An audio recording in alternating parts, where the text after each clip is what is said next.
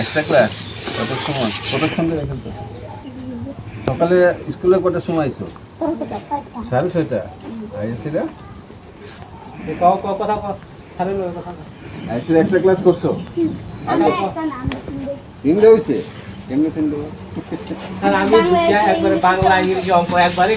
Visit করেছেন, কি পেয়েছেন?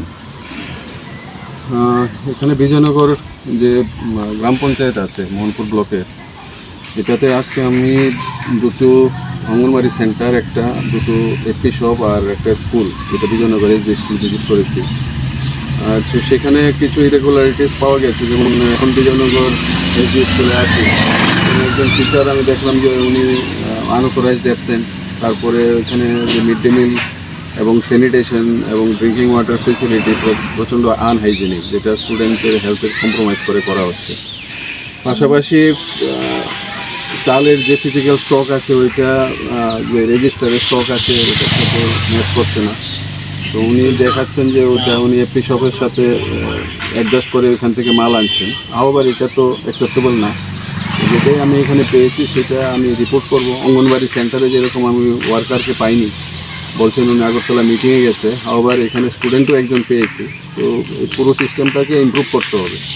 তো এটা আমার কর্তৃপক্ষকে আমি জানাবো। পাশাপাশি যে অঙ্গনওয়াড়ি সেন্টারের যে আইসিডিএসের সুপারভাইজার সিডিপিও আছে, প্লাস এখানে ইন্সপেক্টর অফ স্কুলস আছে, আর এপি শপটা আমরা এসডিএম অফিসে ফুড সেকশনে দেখি।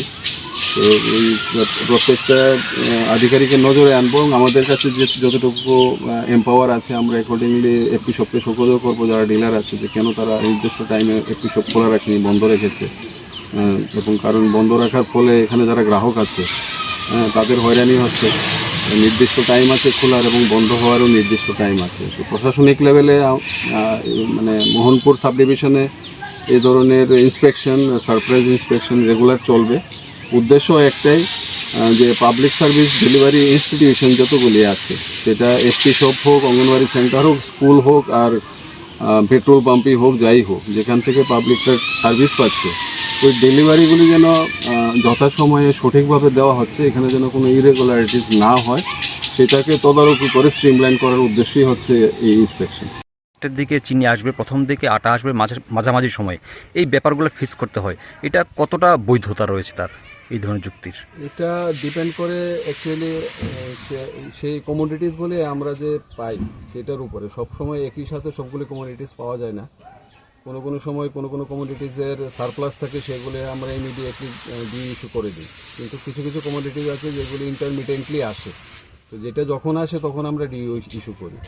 তো এই ধরনের কোনো যদি ব্যাপার থাকে, আমরা যারা ডিলার আছে তাদেরকে অগ্রিম জানিয়ে দিই।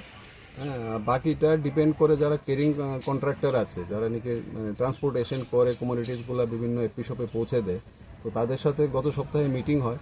ওনাদের বলে দিয়েছি এই ধরনের ডিলের ফলে, যদি ট্রান্সপোর্টেশনের ডিলের ফলে, মানে গোদামে মাল আছে সেটা ট্রান্সপোর্টেশনের ফলে দেরিতে গিয়ে এপি শপে পৌঁছছে, এই ধরনের যদি কোনো ধরনের ইরেগুলারিটিস আমাদের নজরে আসে, আমরা যারা যারা কেরিং কন্ট্রাক্টর আছে ওনাদের এগেনস্টে অ্যাকশন নেব।